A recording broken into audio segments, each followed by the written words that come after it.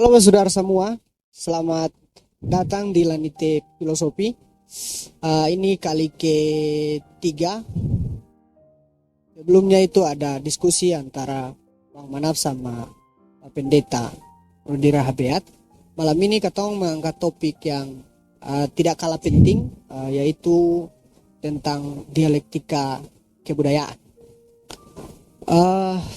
Beta ingin mengutip mentah-mentah apa yang ditulis oleh Chuck Nur, bahwa dia memulai dengan manusia membutuhkan kepercayaan.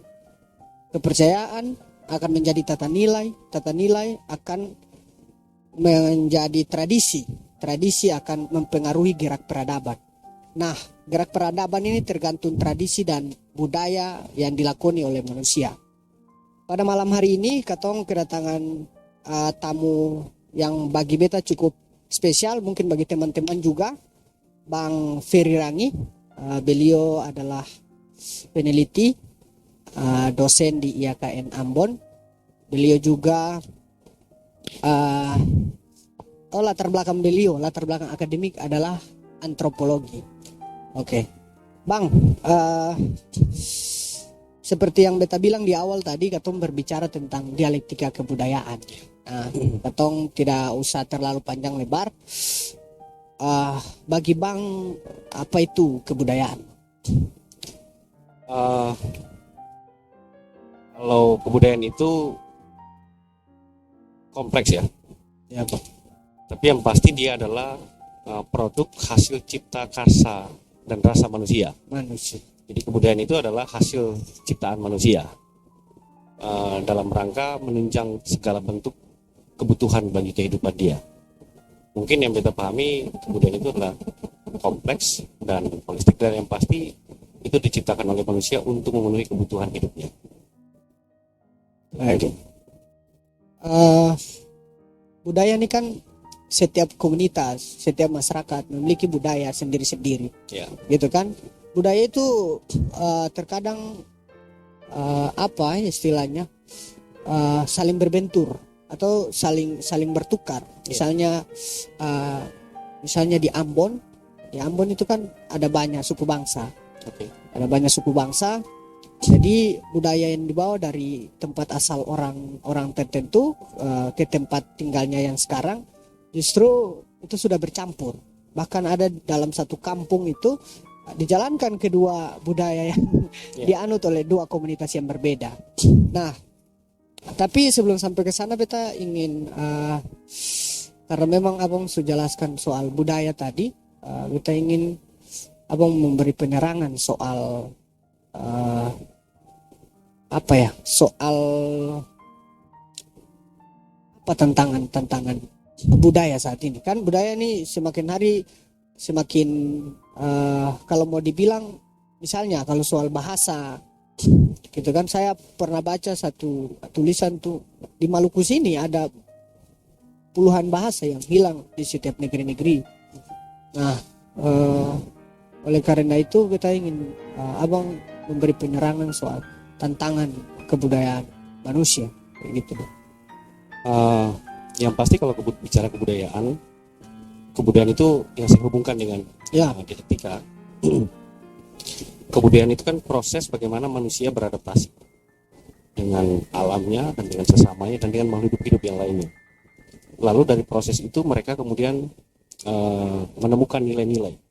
Yang nilai-nilai itu bisa bersifat universal, tapi bisa juga bersifat spesifik dalam satu masyarakat.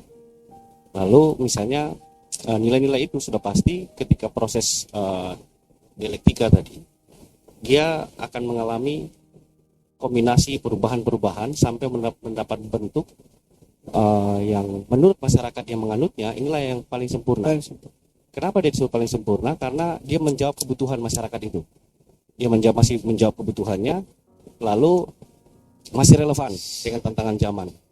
Jadi tantangannya sebenarnya apakah suatu kebudayaan itu masih relevan bagi penganutnya atau sudah tidak.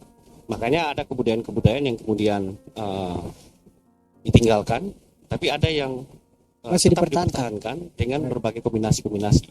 Tapi ada juga tantangan kebudayaan itu adalah dengan paksa dihancurkan. Dengan paksa dihancurkan, misalnya kalau kita menghubungkannya pada konteks universal, misalnya ada kolonialisme, praktik imperialisme dan sebagainya, kebudayaan masyarakat tertentu itu mengalami yang namanya penghancuran oleh misalnya praktek-praktek Praktek-praktek tersebut. sebagai kolonialisme, imperialisme, dan ya kita juga bisa menyebutnya sekarang misalnya kapitalisme. Jadi bagaimana kebudayaan itu tidak mampu lagi eksis karena manusia beradaptasi dengan tantangan zaman yang baru. Mungkin menurut beta seperti itu. Iya bang. Tadi abang menyebut kapitalisme itu bagian daripada budaya kan bang? Atau itu satu pahaman, satu ideologi, satu laku praktek manusia gitu, atau satu? Beta mungkin mengutip dari pandangannya Ellen Wood. Jadi menurut Ellen Wood, kapitalisme itu adalah satu sistem yang sebenarnya baru dalam kehidupan manusia. Jadi dia bukan satu hal yang dari dulu sudah ada, tapi dia adalah satu sistem di mana sistem itu mengisyaratkan ada satu proses nilai kepemilikan atas properti private itu diakomodir.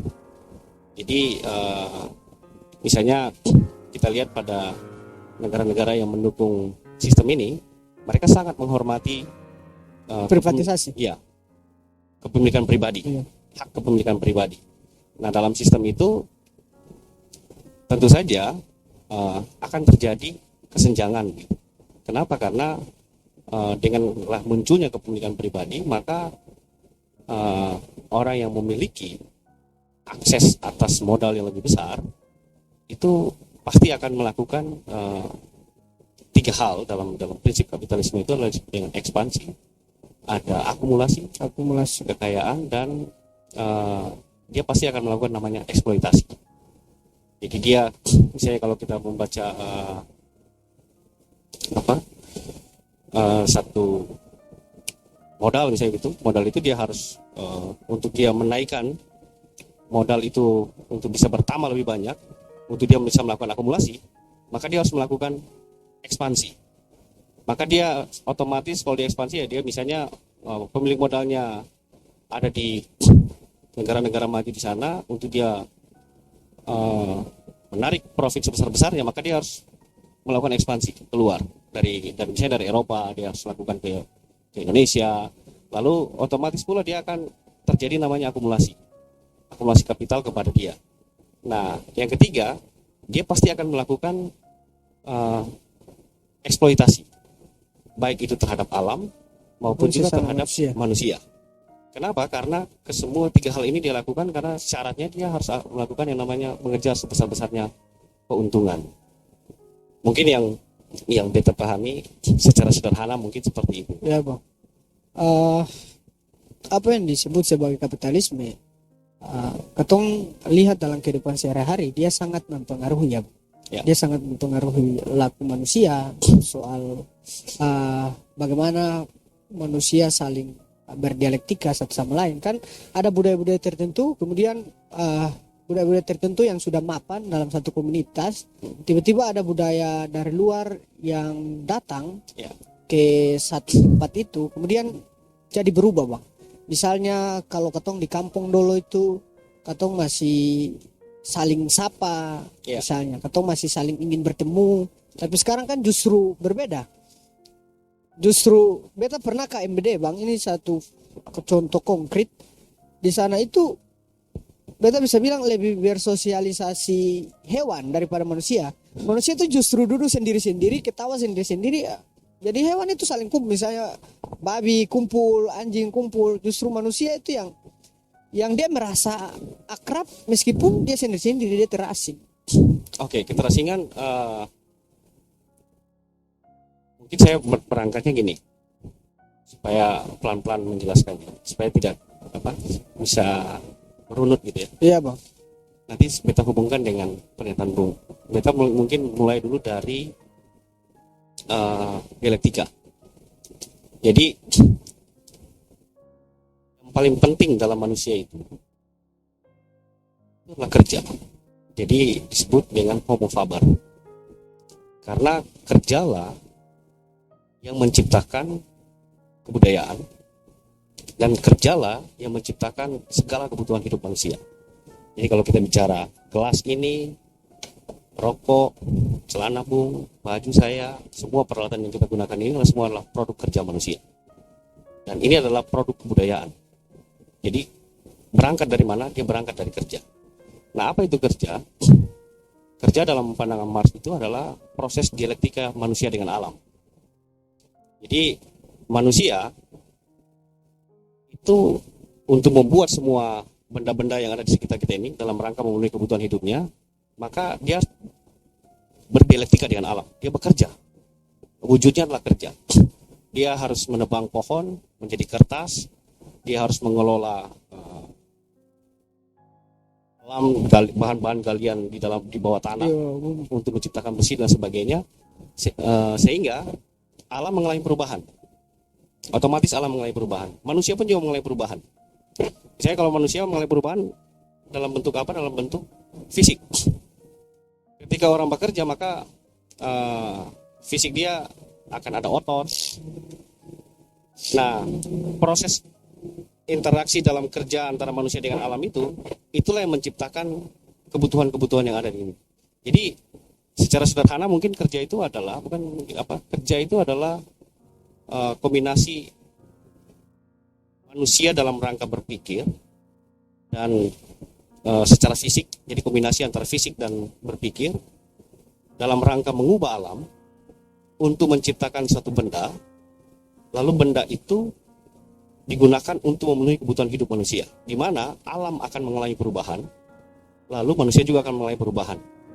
Nah, jadi yang terpenting dari dalam sebuah epos manusia itu adalah kerja. Nah, kalau kita misalnya masuk tadi Bung contohkan ke MBD, minta maaf saya tidak menyatakan bahwa, misalnya tidak menyatakan bahwa di MBD itu mereka tidak berinteraksi, tidak. Manusia berinteraksi. Iya. Itu hal alamiah, esensi manusia. Tapi apa yang mempengaruhi interaksinya? Kenapa manusia menjadi individualis? Kenapa manusia menjadi terasing dengan misalnya kerjanya sendiri atau alamnya atau sesamanya manusia? Nah, masalahnya adalah keterasingan itu karena produk yang dia kerjakan itu tidak lagi untuk memenuhi kebutuhan hidupnya, tapi kerja itu sudah mengalami namanya proses komodifikasi sedemikian rupa sehingga hubungan kerja itu tidak lagi, misalnya contoh kawan-kawan buruh, mereka lah yang membuat ini, mereka lah yang membuat perangkat motor, mereka lah yang membuat perangkat teknologi yang kita gunakan ini, tapi mereka membuatnya bukan untuk mereka, mereka yang bekerja, tapi produk yang mereka kerjakan itu bukan untuk memenuhi kebutuhan hidup mereka. Kalaupun mereka ingin mendapatkan misalnya hasil produk mereka seperti tadi misalnya gelas ini dan motor dan sebagainya, mereka harus membelinya di pasar tenaga kerja. Dan dalam curahan waktu dia bekerja itu untuk menciptakan benda tersebut, benda-benda tersebut itu jadi ya tidak dinilai atas curahan waktu itu, tapi ada proses yang nilai atas kerja dia itu diambil oleh yang memiliki modal. Ya. Nah, bayangkan, misalnya kalau sebelum saya masuk ke MBD, mungkin kalau di MBD kita tidak bilang begini penetrasi kapitalisme di MBD atau di Maluku ini ya tidak sekencang di wilayah di mana kantong-kantong industri bekerja. Tapi kalau apakah dia disebut ada hubungannya dengan kapitalisme di MBD? Ada. Atau di wilayah Maluku yang lain, atau misalnya di wilayah Ambon. Misalnya kita ambil contoh, di Ambon ini dalam 3 tahun terakhir ekspansi industri retail, industri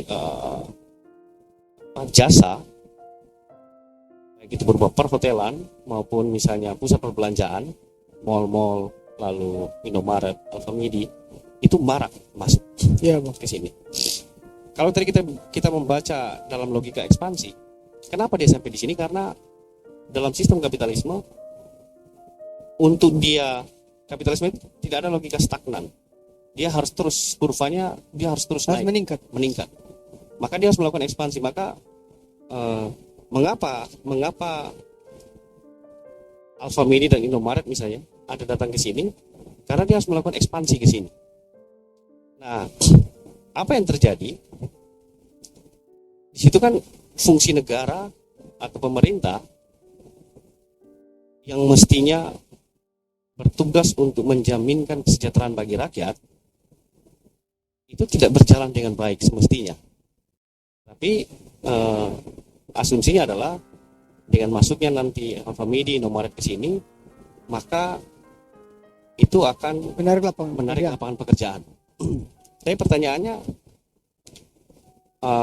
apakah dengan orang-orang Maluku yang bekerja di Alfamidi dan Indomaret tersebut terjamin haknya dia sebagai tenaga kerja misalnya? Sementara kita tahu sendiri kondisi di Ambon misalnya tidak ada serikat buruh, ataupun ada tapi tidak masif, sehingga perjuangan mereka untuk menentukan nasib atas kesejahteraan yang lebih baik itu tidak menjadi lebih tekanannya kepada pemilik Indomaret atau Alfamidi tidak menjadi lebih baik begitu untuk menuntut hak-hak mereka. Nah, sisi lain datangnya Alfamidi dan Indomaret itu kemudian menyaingi, mematikan lapak-lapak, kalau di sini sebutnya warung ya, toko, bukan hanya toko, pondok-pondok kecil yang ada di padahal kalau kita pikir orang-orang kecil itu kan mungkin kalau ketemu di rokok, mungkin keuntungan yang dia dapat itu dari sebungkus rokok itu hanya 1.000-2.000. Nah, dengan masuknya Alfamidi, Indomaret, itu semua dihancurkan, pelan-pelan mati. Nah, sehingga tumbuhlah situasi di kota yang secara sederhana itu menjadi individualis. Kenapa? Semua tersedia di Alfamidi, di Indomaret itu tersedia. Tapi pertanyaannya, apakah kita bisa mengaksesnya? Bisa, kalau kamu punya uang, kalau Ale punya uang. Nah, masalahnya uang itu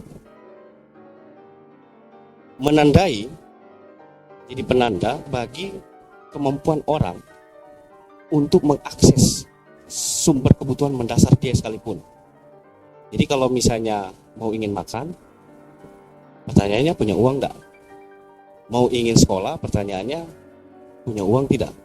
Ada keluarga kita sakit misalnya, pertanyaannya kalau mau masuk rumah sakit mampu bayar tidak?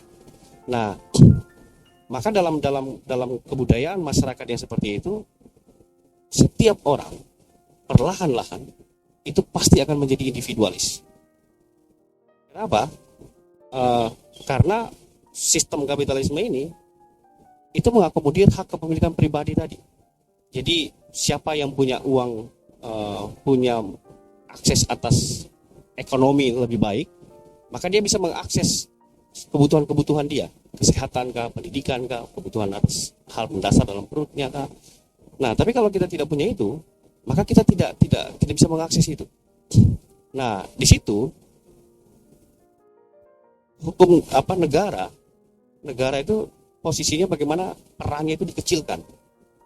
Lalu peran negara itu dibuat bagaimana dia berfungsi untuk melayani kepentingan tadi itu.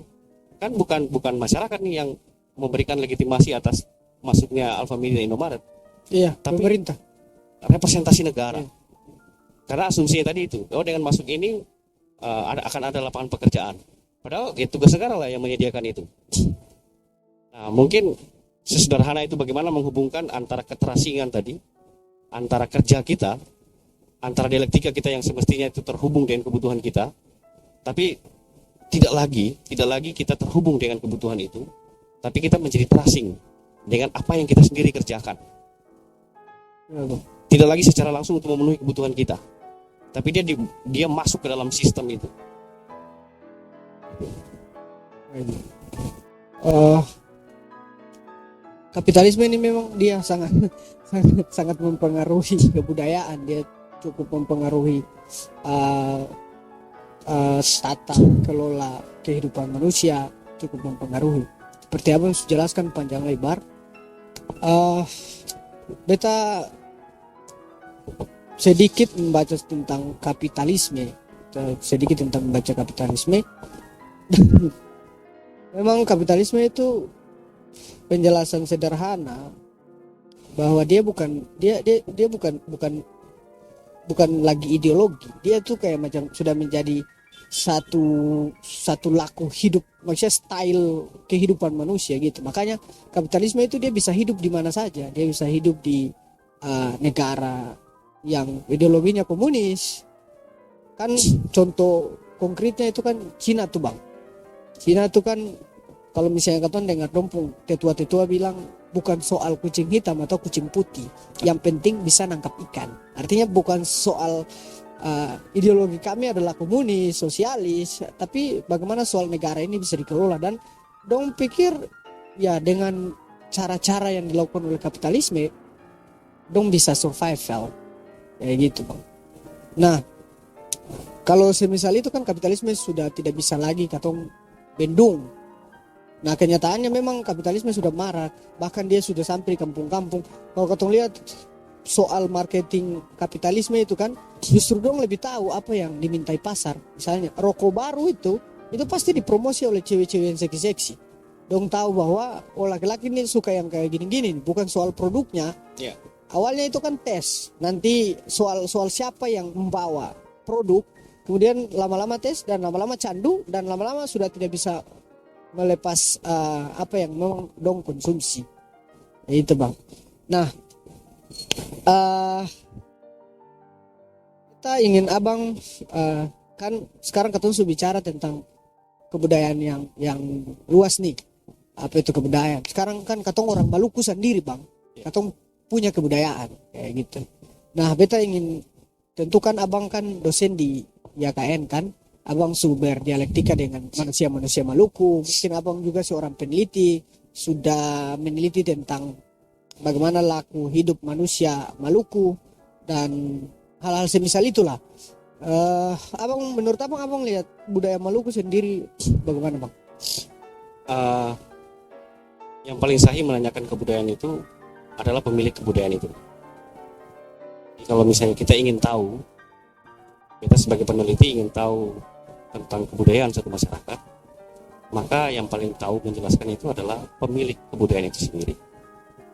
Nah, tapi kalau misalnya kita melihat konteks Maluku, menurut beta memang ada proses penghancuran kebudayaan di Maluku, terutama oleh praktek kolonialisme. Jadi Maluku yang pembacaan beta nih, mungkin secara spesifik beta melihatnya membacanya itu di Maluku Tengah. Dari hasil bacaan itu menggambarkan bahwa Maluku punya kebudayaan yang satu yang sangat sayang sekali hilang. Itu adalah egalitarianismenya. Mereka adalah orang yang egaliter. Kenapa disebut egaliter? Jadi di Maluku inilah saya baru memahami bagaimana konsep kepemilikan komunal dan kerja kolektif di masa lalu. Misalnya kita ambil contoh konsep kepemilikan. Orang Maluku dulunya tidak mengenal kepemilikan properti atas tanah dan laut secara private. Dia mengenalnya, misalnya ada istilah dalam bahasa Maluku itu ada teung. Teung itu, kalau yang kita pahami ya, teung itu bahwa setiap mata rumah itu memiliki teung. Dan teung itu sebenarnya mengkonsepkan hubungan dia dengan sang penguasa yang dia pahami. Di misalnya saya kemarin sempat diskusi dengan kawan yang dari komunitas Lanite, saya tanya Lanite itu apa? Lanite itu langit. Lalu ada konsep yang dikenal itu ada apa? Upu ya, Oh, Upu Lanite. Jadi Teon itu adalah pemaknaan dia atas hubungannya dengan Upu Lanite. Artinya di situ eh, bahwa mereka memaknai alam ini itu adalah miliknya Upu Lanite. Itu sama dalam konsepnya John Locke menggambarkan bahwa sebenarnya sebelum muncul kepemilikan pribadi, semesta ini adalah kepemilikan bersama. punyanya Tuhan. Oh. Sederhana lah kita maknai itu. Jadi kita ini hanya datang, lalu kita ini hanya tinggal sementara. Lalu dari Teon itu mereka memiliki mata rumah. Orang Maluku itu memiliki mata rumah, Maluku Tengah ya, memiliki mata rumah. Lalu mata rumah itu dalam satu komunitas yang mereka sebut sebagai Soa. Soa. Nah, jadi ada kumpulan Soa-Soa yang terdiri dari beberapa mata rumah. Lalu beberapa Soa tadi itu tinggal dalam satu unit sosial yang disebut dengan negeri. Nah, bagaimana mereka memiliki properti itu tidak dimiliki oleh masing-masing mata rumah, tapi dimiliki berdasarkan teung itu. Lalu orang bekerja bersama-sama, lalu hasilnya itu dibagi bersama-sama. Lalu kalau ditanya ini semua punya siapa, ini adalah punya negeri. Artinya di situ apa? Mereka belum mengenal kepemilikan pribadi, lalu kerja secara kolektif. Itu prinsip kebudayaan. Jadi beta tadi berangkat dari kebudayaan itu melihatnya sebuah dialektika dengan alam. Bagaimana dia memproduksi kebutuhan hidupnya dengan cara tidak mengenal sistem kepemilikan pribadi, lalu hasilnya yang mereka berdialektika kerja dengan alam tadi itu digunakan untuk bersama-sama. Oke. Nah, lalu muncul perdagangan. Ya, kalau misalnya di awal-awal kita bisa bilang lah perdagangan dan dalam bentuk sederhana yang dilakukan adalah lewat barter. Barter itu ternyata dalam beberapa arsip yang kita baca,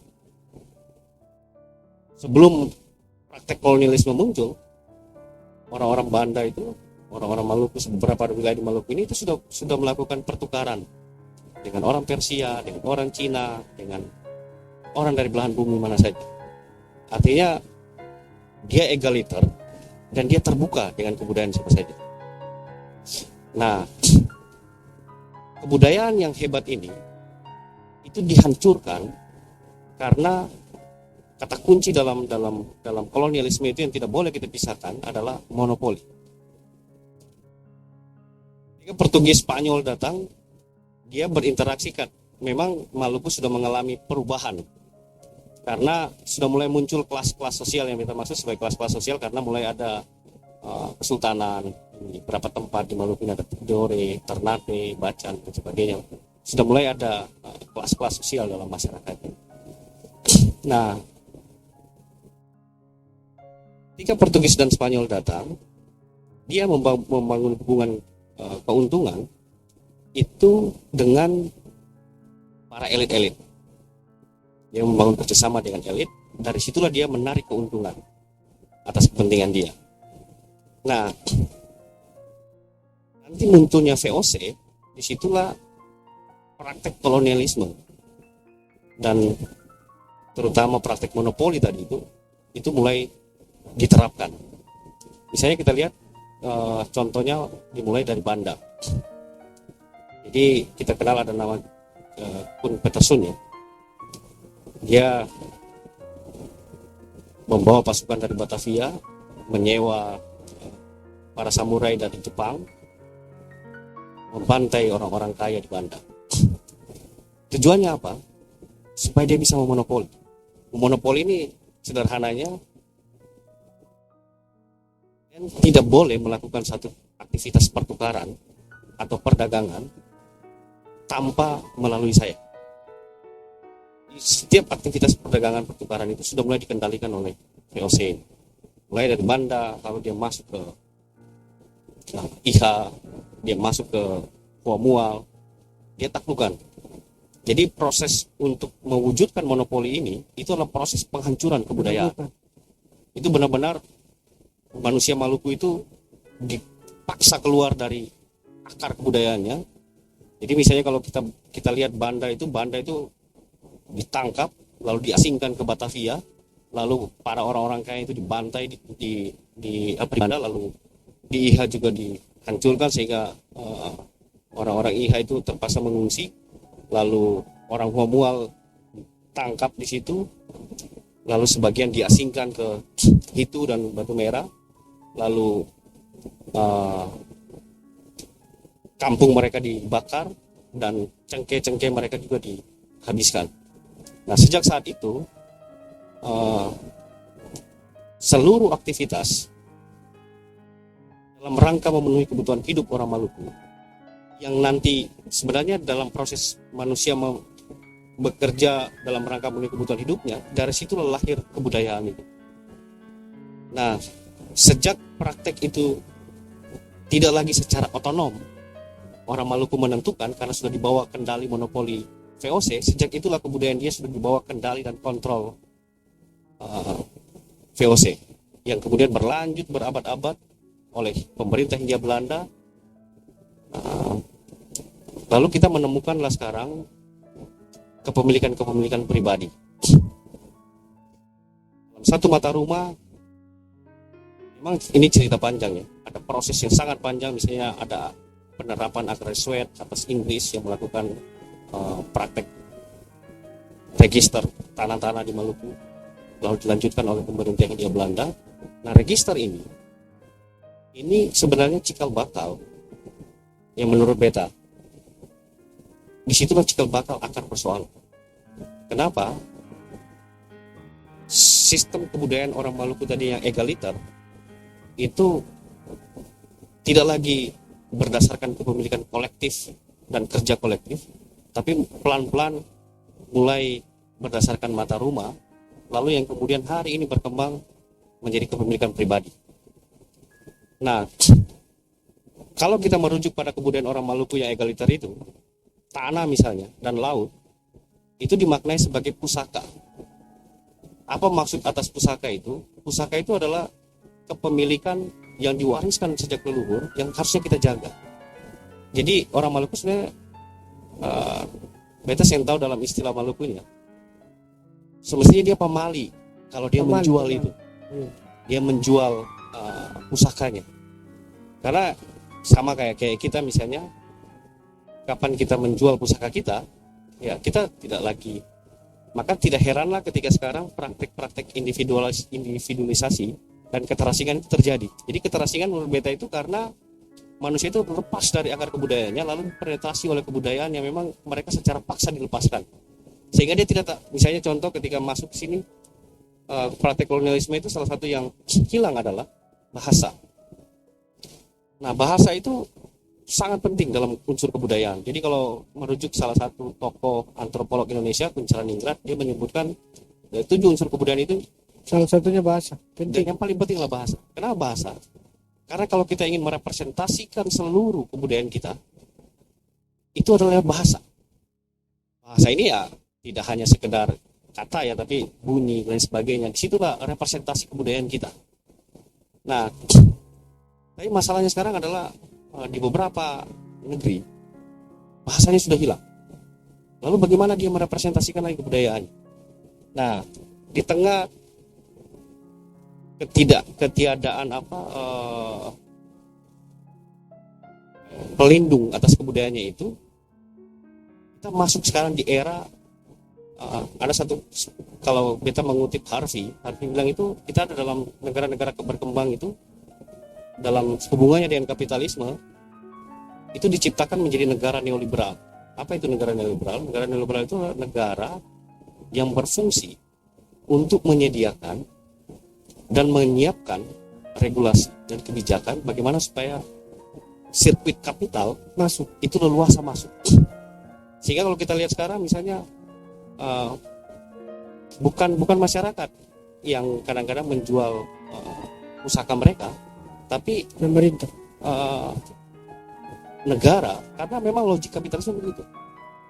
dia harus negara itu untuk supaya dia bisa tetap eksis, untuk bisa dia melayani kepentingannya sebagai satu instrumen, maka dia mau tidak mau dia berfungsi dan diciptakan berfungsi seperti itu. Sehingga tidak heran misalnya kalau kita melihat hari ini di mana-mana terjadi konflik-konflik agraria.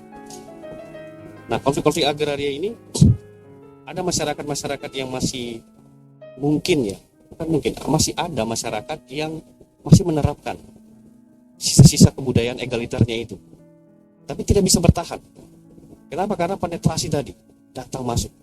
Nah, ketika penetrasi itu masuk lalu dia berlangsung di situ, masyarakat ini tidak punya pelindung. Kebudayaannya sudah hancur, lalu syarat untuk kapitalisme itu adalah berkompetisi. Misalnya sederhana, misalnya ketika dia masuk ke desa, untuk kita bekerja di situ, kita harus berkompetisi. Kita harus sekolah, kuliah misalnya, lalu kita harus bawa surat lamaran ke situ. Karena belum tentu orang banyak bilang gini, nanti kalau perusahaan itu masuk ke tempat saya, kita akan dapat lapangan pekerjaan. Belum tentu. Kenapa? Karena perusahaan itu sudah punya sistem. Ya, Bang. Anda kalau mau masuk ke sini, mana ijazahmu? Ya tahu? Mana ijazahmu? Nah, dia harus seleksi. Dia harus seleksi. Sementara kita paham juga di Maluku ini yang kita menyebutnya sebagai tenaga kerja cadangan, artinya orang yang antri untuk mencari lapangan pekerjaan itu sangat banyak. Di Indonesia ini juga banyak sekali. Jadi orang yang antri banyak, sementara lapangan pekerjaan terbatas. Lalu negara tidak menyediakan lapangan itu. Negara tidak menyediakan lapangan itu. Jadi maka yang terjadi dalam masyarakat adalah ketimpangan. Ada masyarakat yang memiliki aksesnya sedikit atas ekonomi, lalu ada masyarakat yang memiliki akses ekonomi yang lebih baik. Nah, kalau suatu masyarakat, bagi mereka yang tidak memiliki akses atas ekonomi, dia pasti kalah. Kenapa dia kalah? Ketika ekonomimu kalah, maka secara pendidikan juga pasti kalah. Secara politik pasti kalah. Pasti kalah. Kesehatan kalah. Semua hal menjadi kalah. Nah, lalu prinsip-prinsip egaliter yang tolong-menolong itu tidak mungkin dilakukan. Ataupun kita lakukan, itu pasti orang tidak seperti yang misalnya, oh ya saya melakukan ini karena kebutuhan. Saya kalau orang dulu untuk menaklukkan alam dalam bekerja, ya beta harus butuh ale untuk bangun kebun karena beta yang bisa sendiri. Tapi situasinya sekarang beta punya chainsaw dan eskavator, ale yang punya. Jadi hubungan sosial kita tidak lagi terpenuhi atas hubungan sosial yang sebenarnya tapi kebutuhan. Jadi kalau beta yang punya akses ekonomi, beta sanggup untuk beli chainsaw, beta sanggup untuk beli eskavator, tapi Alex yang sanggup. Nah, dalam hubungan sosial seperti itu, maka tumbuhlah kesenjangan-kesenjangan di antara masyarakat. Keterasingan itu lahir di situ salah satunya. Jadi masyarakat terpisah secara sosial, dilepaskan dari konteks sosialnya secara paksa karena akar kebudayaannya dan berimbas pada ekonominya yang kalah. Baik, Bang. Ya tentu. Ya kalau dari abang penjelasan tadi soal sebelum kolonial masuk ke katong orang Maluku, katong memiliki budaya yang cukup bagus di mana katong berdialektika dengan alam. Satu tanah itu katong kelola bersama-sama, lalu hasilnya katong bagi bersama-sama. Ini adalah satu tantangan yang cukup serius bagi katong anak muda Maluku ya, Bang. Nah, tantangan-tantangan yang sudah banyak abang jelaskan, kita pikir katong sudah agak terlambat bicara tentang bagaimana katong merubah itu atau katong memperbaiki itu.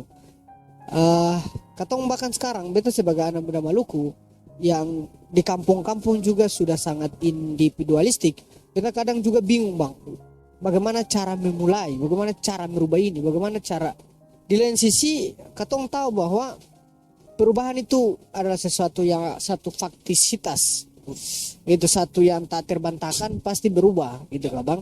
Jadi katong budaya yang dulu sangat egaliter kemudian berubah menjadi individualistik. Nah, ini adalah satu keniscayaan, tapi seperti keterpaksaan. Misalnya perubahan ini terlalu terburu-buru kan, kalau perubahan terlalu terburu-buru juga kan nanti tidak bagus. Bahasa agama bilang kalau terlalu cepat-cepat juga kan nanti hasilnya tidak bagus. Itu katong ikut godaan syaitan kayak gitu. Nah, ini tantangan yang cukup petualang buat katong anak muda Maluku. Abang kan sudah jauh mengetahui soal itu. Pasti ada kesimpulan-kesimpulan atau pasti ada solusi-solusi atau lebih ke bagaimana cara katong bisa memperbaiki itu sebagai katong orang Maluku supaya katong kembali ke memang katong punya kepemilikan pribadi tapi katong pun saling mengasihi itu akan hilang kayak gitu. Katong pun saling baku bantu itu akan hilang. Kan sekarang ini kan sudah mulai hilang tuh bang. Bahkan di Ambon katong sudah tidak lagi saling sapa meskipun kadang kan misalnya di perumahan-perumahan meskipun katong orang Ambon tapi katong sapa orang tetangga sebelah yang baku kenal kadang. Nah itu sudah sangat individualistik. Nah itu tantangan buat katong. Kira-kira bagaimana supaya katong ingin mengembalikan itu supaya katong lebih ke bisa saling baku bantu, bisa saling mengasihi, bisa saling menerima kayak gitu bang. Memang sisa-sisa egaliter itu masih ada, sama di desa-desa ya, mungkin juga di pinggiran-pinggiran kota juga masih ada. Kita ambil contoh yang Bung bilang tadi itu mengakomodir hak individu. Jadi kalau saat ini kenapa orang bertetangga di rumah lalu depan, samping, belakang itu sudah dipasang tembok. Apa maknanya itu? Maknanya itu adalah ini adalah punya saya. Artinya kita lihat disitulah bahwa kita hari ini hidup di era di mana kepemilikan pribadi itu sudah menjadi yang Bung bilang tadi itu sudah menjadi keniscayaan, bahkan sampai ke desa-desa. Nah, lalu kira-kira hal sederhana apa yang kita sebagai anak muda yang bisa kita lakukan? Satu, menurut beta, kita tidak mungkin mengubahnya sendiri. Lalu apa yang kita lakukan ya? Mana cara kita mengenali kebudayaan kita lagi? Maluku itu beta senang karena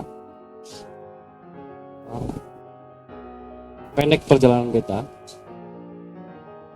sini tuh luar biasa. Misalnya kayak di kantor ini tadi beta dapat majalah Prisma.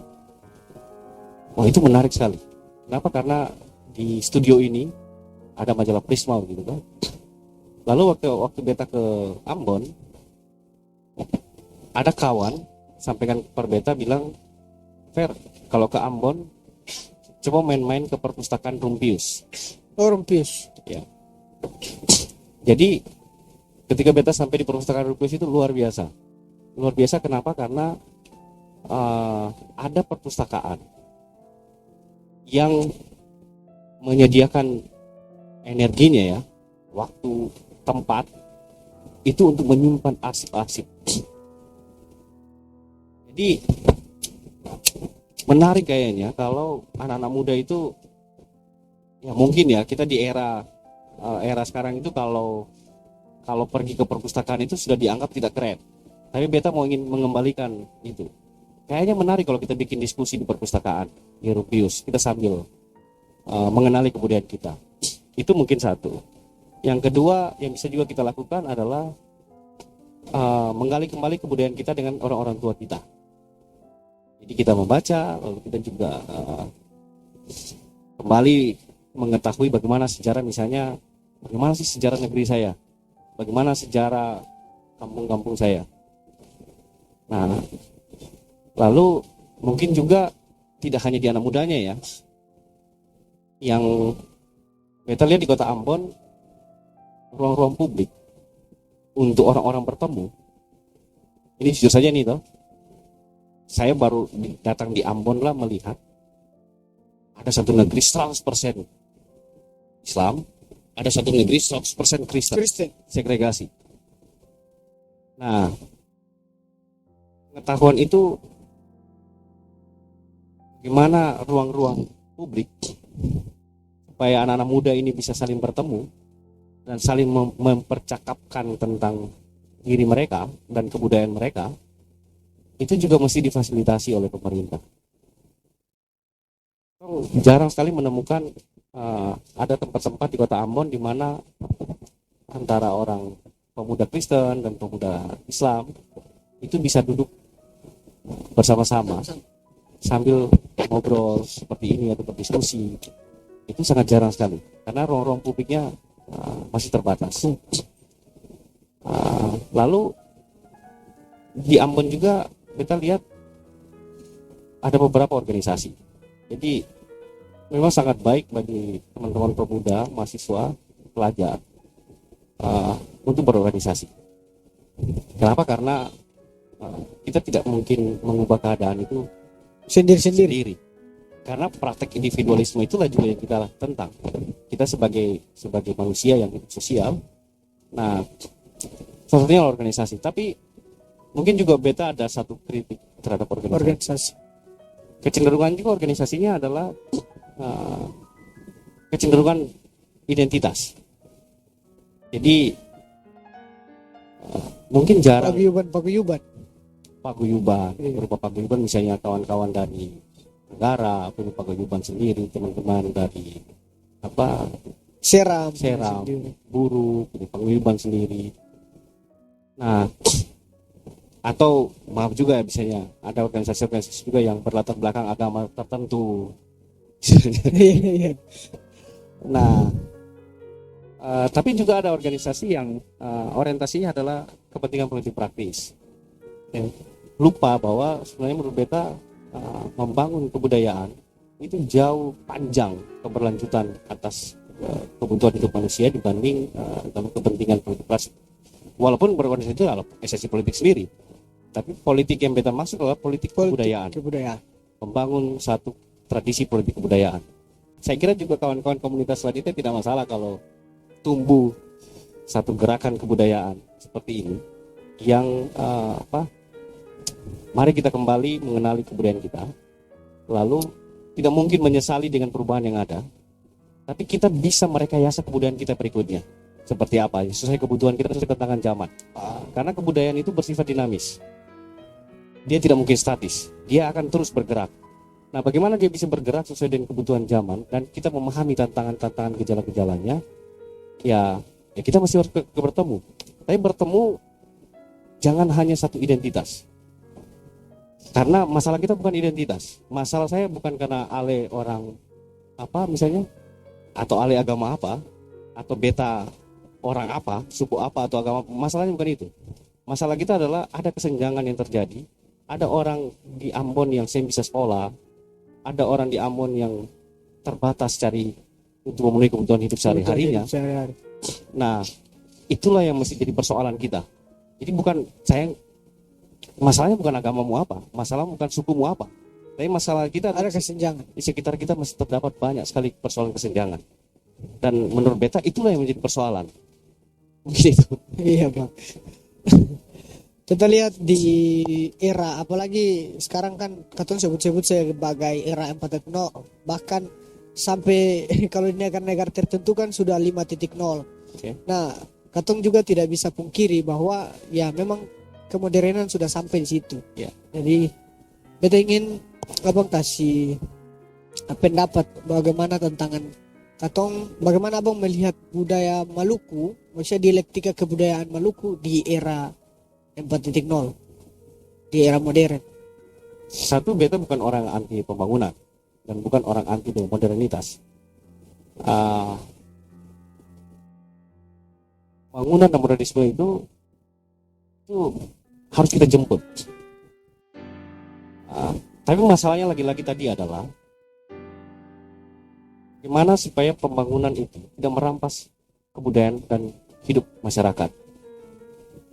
Bagaimana modernitas itu tidak merebut dan merampas kebudayaan masyarakat juga. Misalnya contoh, kita hari ini terus pengalaman pertama talk show ya. Ini kita menggunakan segala produk yang dalam tanda kutip disebut sebagai modernisme. Alat tidak ada masalah, Jadi kembali tadi adalah dalam proses kerja ini teman-teman kan produksi nih, kerja nih, memproduksi ini. Yang kalian produksi adalah satu nilai, ada nilai. Nilainya untuk apa? Bagaimana membangun kebudayaan? Bagaimana membangun kebudayaan? Karena kebudayaan itu adalah proses seleksi yang kemudian orang memiliki konsensus bahwa menganggap bahwa ini adalah satu hal yang positif, yang memiliki nilai yang baik. Jadi kita tidak boleh takut dengan era apakah namanya yang dalam sorry ya, agak sedikit teoretik. Kita orang yang menentang globalisasi, teori globalisasi, karena wujudnya itu bukan globalisasi. Orang bilang pasar bebas, there is no free market, tidak ada pasar bebas. Kenapa? Kalau pasar bebas berarti semua orang ini bisa makan. Masalahnya adalah di dalamnya ada kesenjangan. Ada orang yang terpaksa tersingkir dari model itu, tapi ada orang yang bisa mengakses lebih banyak. Nah, dalam masyarakat yang berkelas seperti itu, artinya apa? Masyarakat yang di level kelas atas itu dia bisa dengan mudah mengakses produk-produk globalisasi. Tapi ada masyarakat yang tidak bisa mengakses. Nah, globalisasi itu prakteknya adalah imperialisme. Kalau dalam, ya sorry kalau misalnya, kalau target kita lah anak muda, bahwa prakteknya sebenarnya bukan bebas kebebasan itu. Kenapa? Karena yang ada tetap yang terjadi sampai dengan hari ini adalah monopoli. Artinya apa?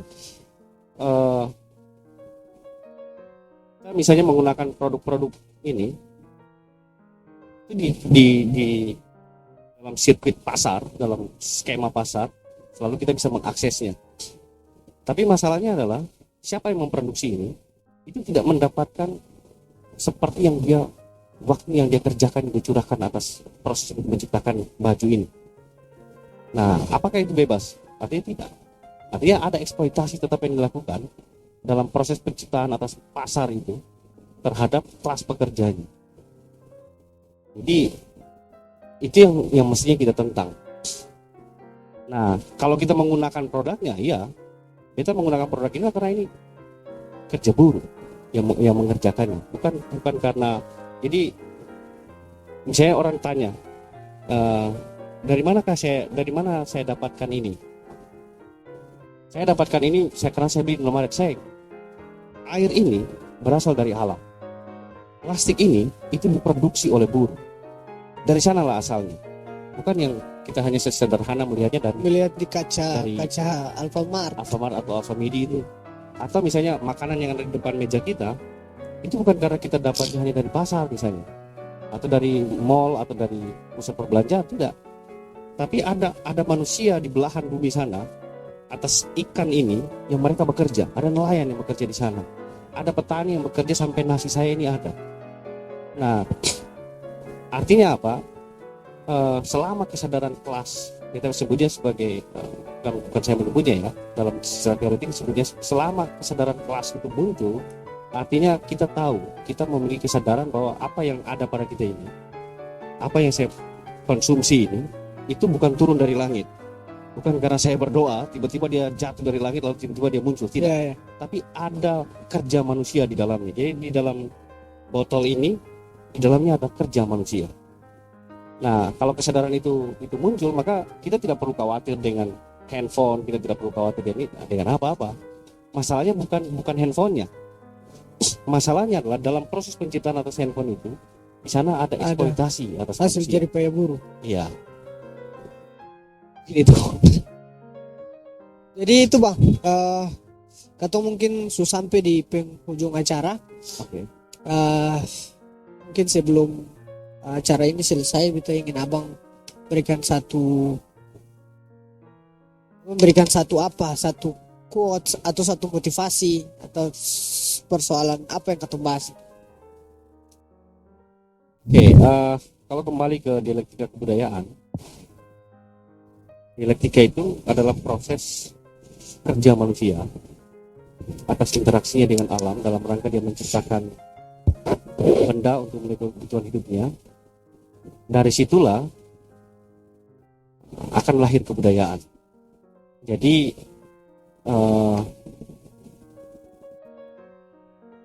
sebagai kesimpulan menurut beta adalah kita mesti produktif,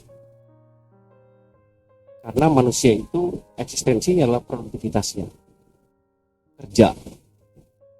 Kerja itu ya seperti yang kawan-kawan komunitas wanita ini lakukan, bekerja. Kerja itu apa? Seperti yang nelayan lakukan. Kenapa? Kalau tidak nelayan kita tidak akan ikan. Kerja itu adalah seperti yang petani lakukan. Jadi kerja itu mengembalikannya pada esensinya, kerja untuk memenuhi kebutuhan hidup manusia. Jadi kerja itu adalah hal yang paling penting dalam penunjang kebudayaan hidup manusia dalam sepanjang epos sejarah hidupnya. Jadi aku ada karena aku Bekerja. kerja. Keren. Oke, baik. Katon telah selesai berbicara tentang dialektika kebudayaan Maluku. Jadi Katon juga sudah bercerita banyak. Beta ingin memberi satu pesan kepada teman-teman semua, bahwa eksistensi Katong itu sebenarnya produktivitas. Beta mengulangi apa yang dikatakan oleh narasumber. Jadi sebagai anak muda Maluku, Katong harus produktif, Katong harus tetap bekerja demi menjaga Katong pung budaya, demi menjaga Katong pung kepentingan, demi eksisnya Katong di sepanjang Katong pung kehidupan. Mungkin itu saja, terima kasih. Selamat beraktivitas masing-masing. Salam budaya, Slanite Jaya.